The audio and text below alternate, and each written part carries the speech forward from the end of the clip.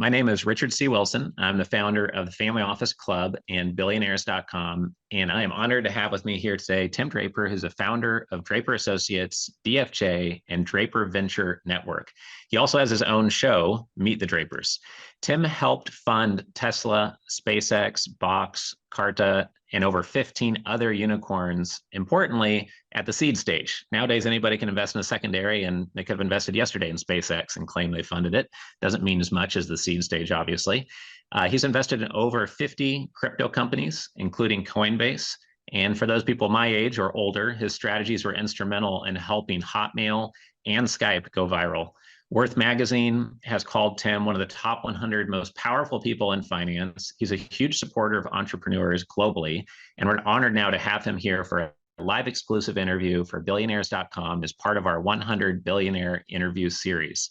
So thank you, Tim, for being here. And I've got a few questions I want to go through, but first of all, is there anything I missed that anything you want to add to your bio?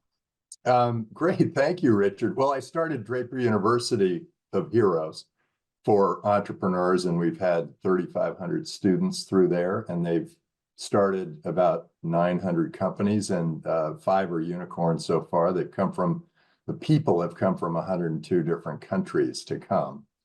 Harder to get into than Harvard or Stanford, but Harvard and Stanford say 85% of their graduates get jobs when they get out.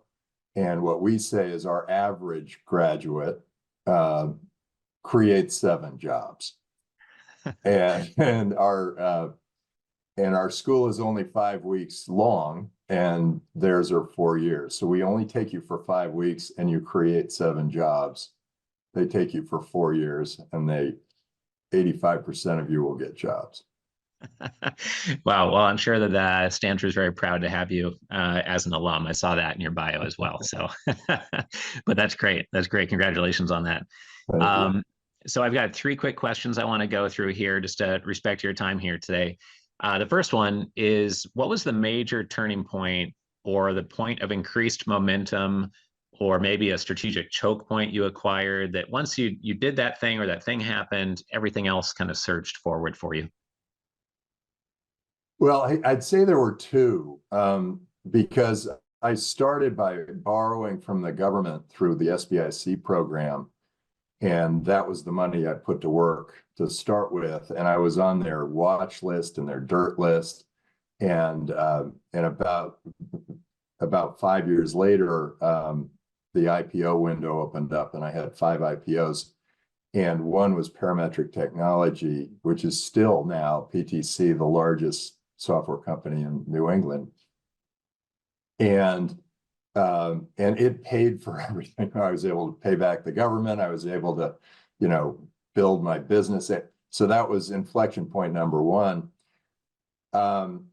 Inflection point number 2 was really when we funded Hotmail, and I came up with that idea, the message at the bottom of the screen saying, P.S. I love you, get your free email at Hotmail. And they got rid of P.S. I love you, but it spread to 11 million users in 18 months. And so I realized that if you can do something to delight your customers and somehow get them to spread the word, then your customers can be your sales force.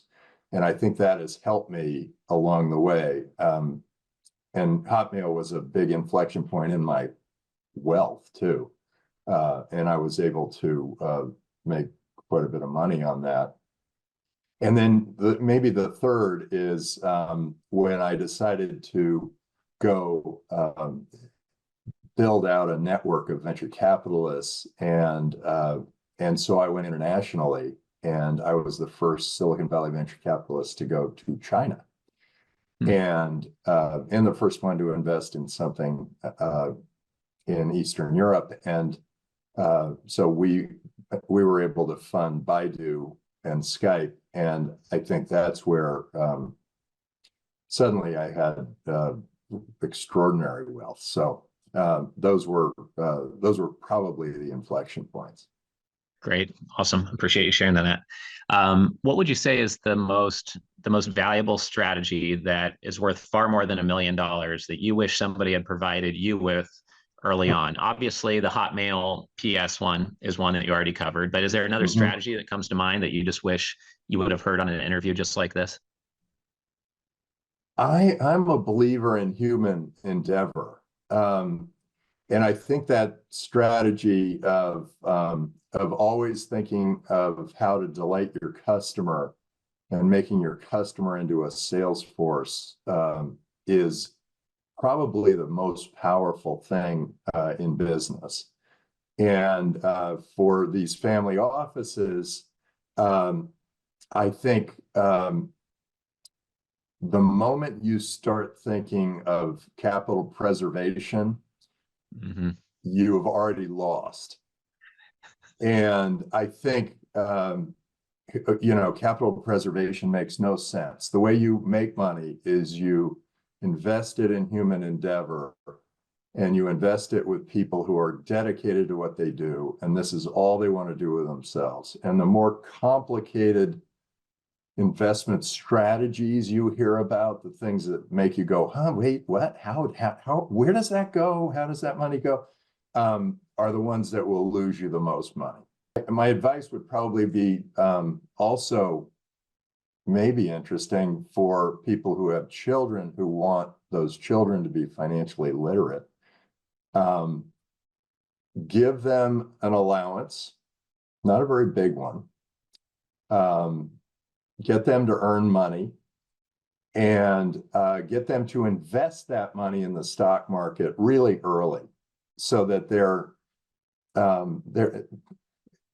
at first they won't really know what's going on. They'll just it's going up, it's going down. But eventually it'll be like, hey, have you looked at the PE ratio here? Have you noticed that the cash flow of this business has dropped way off? Have you seen their receivables have gone up in an extraordinary way? Why are they building up all that inventory? Those questions start hitting, and then you start getting better and better at understanding business.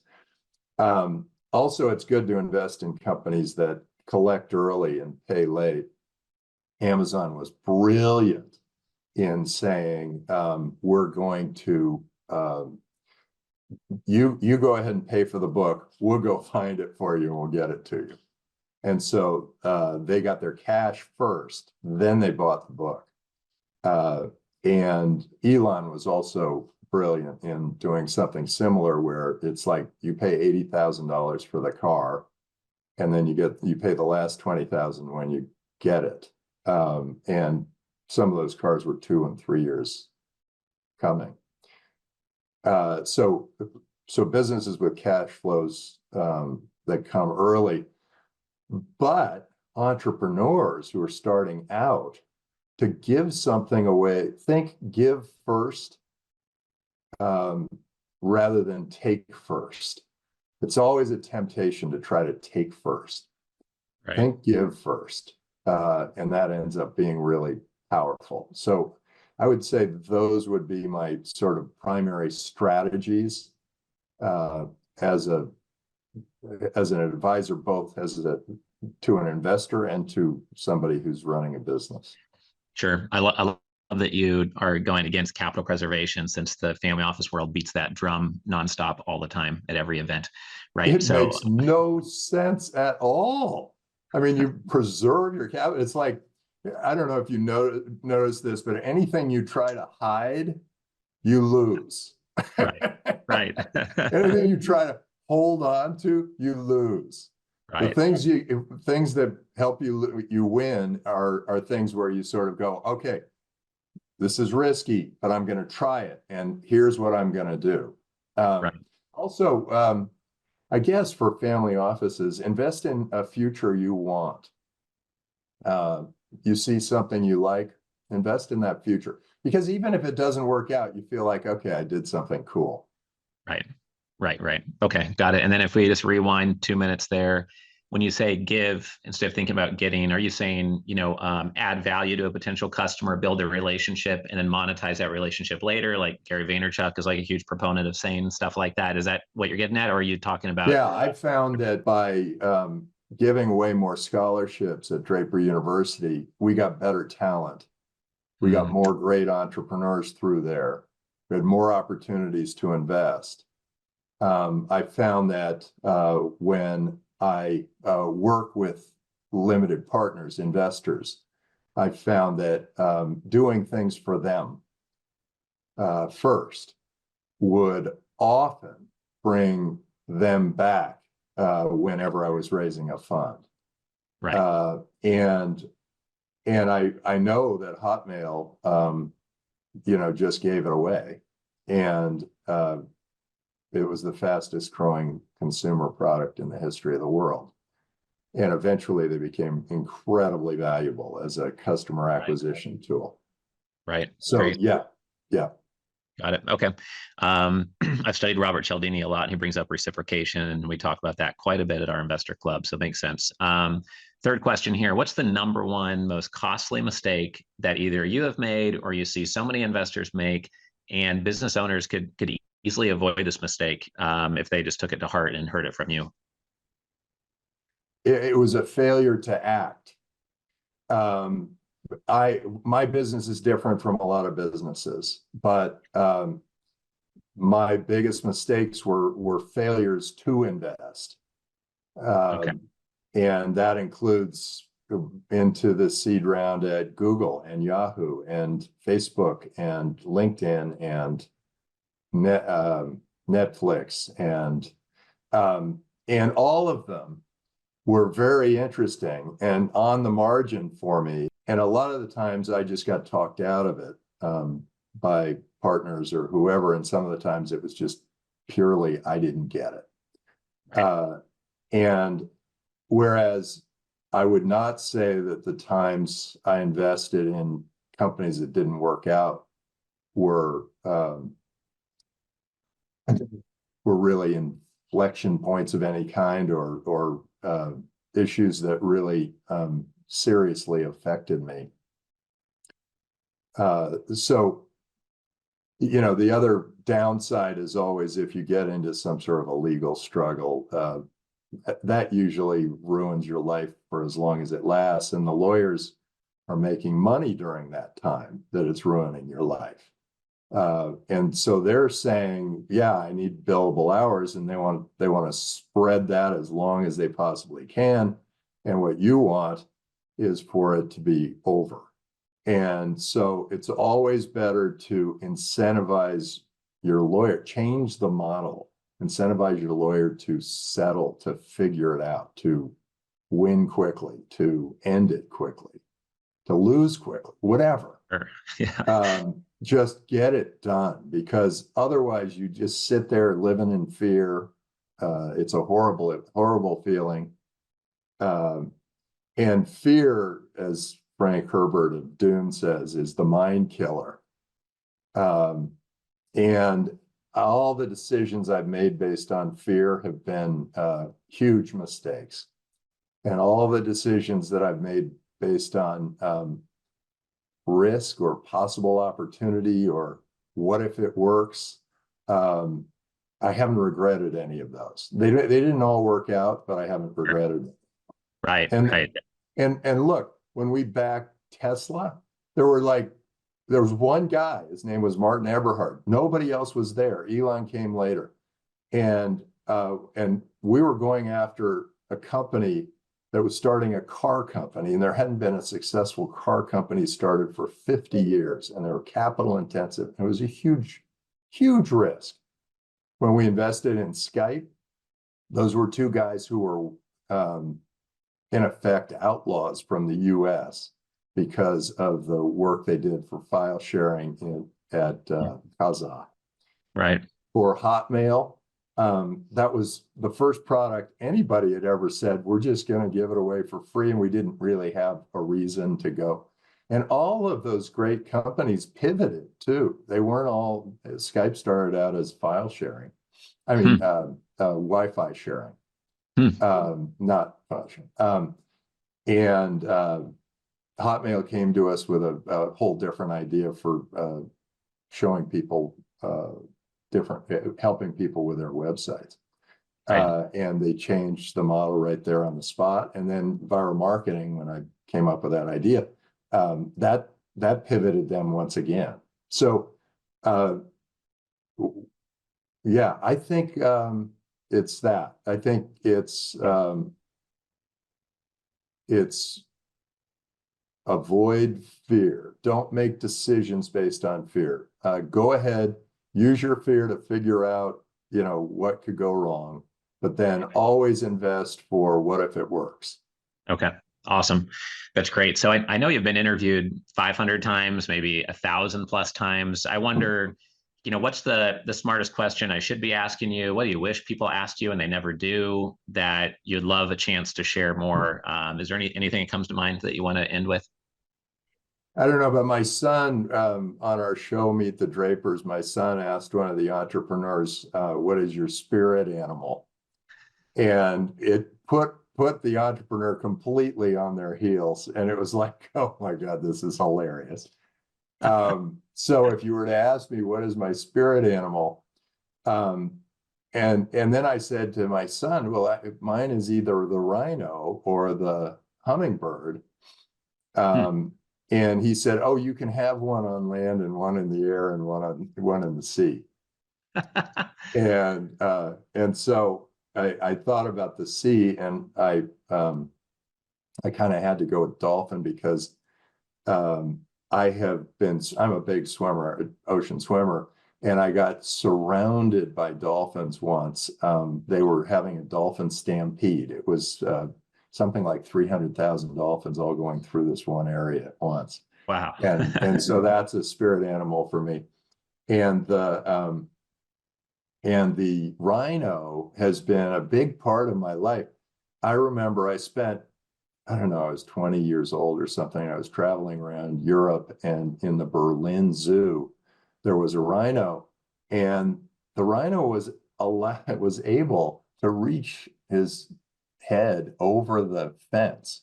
Yeah. And I rubbed the rhino's horn for about 20 minutes thinking, this is so wild. And the rhino and I got along famously. And so I thought, okay. And rhino kind of is really important for a venture capitalist or an entrepreneur, because what you're really doing is you're just charging in there and you can't see what's going to happen next. And you just charge forward, and you're not a bull, you're not a bear, but you're a rhino. And so I kind of, that's a strong spirit animal. And then the hummingbird is my up in the air animal. And I just seem to bond with them when they're around. They just seem to come and they look at me, and they're just Right. and I always think my mom died, and I always think of, when I see a hummingbird, I think she's down here checking me out. So my wife. So I think, yeah, what's your spirit animal? That'll wake up a lot of interesting stories. Yeah, for sure. Well, my wife always thinks the same thing about her father when she sees like a red cardinal bird or birds in general. She equates it with her dad, passing away. And that's the question. I'll have to throw that curveball question at one of the other billionaires we interview in the series and just see if I just stun them into silence, or if they come up with an answer or not. I guess I'd have to choose octopus for myself. And I think that rhino and octopus would make for a good combination for a fireside chat at one of our family office club events one day on stage. Did you see that documentary about octopi, or about that one octopus? Culture? Is that one? Oh my God. Yeah. It was so good. It's amazing. So good. Hawaii, and I was looking for, I couldn't find one in the rocks, but my daughter and I were looking for one. Yeah, that was amazing. Yeah, they're really smart and a little bit slippery. Yeah. But 8 legs, you got a lot of things going on. You must be juggling quite a bit. Yeah, not as much as you. I hope to, maybe I'll be you and I grow up and I can juggle half as many things as you do. But I appreciate you being here on the interview. I know your time is super valuable, so we can bring this to an end. But can I add one more thing? Sure. There's this long history argument of freedom versus government control, and it's been going on forever. Mm-hmm. And I'd like to pitch for freedom, because I noticed I funded all these companies while China had freedom, and the Chinese people were so excited. and Hmm. so dynamic. And their economy grew at 9%. And there was no unemployment, and everybody was working, and everybody was happy, and everybody was fantastic. And then President Xi came in, and he decided to be a dictator, and he put everybody into his controls, and now everybody's watching over their shoulder. They're afraid to try anything. They're not doing anything interesting. They're struggling now financially. They are they're worrying about what the rules are every time they try something new. They worry about what will the government think. In fact, in the U.S., it's starting to happen too. And the economy's gone flatline. So and there's more unemployment, and there are more problems, and there are more. And you think that the government is doing things. Oh, they're helping out the poor. They're helping.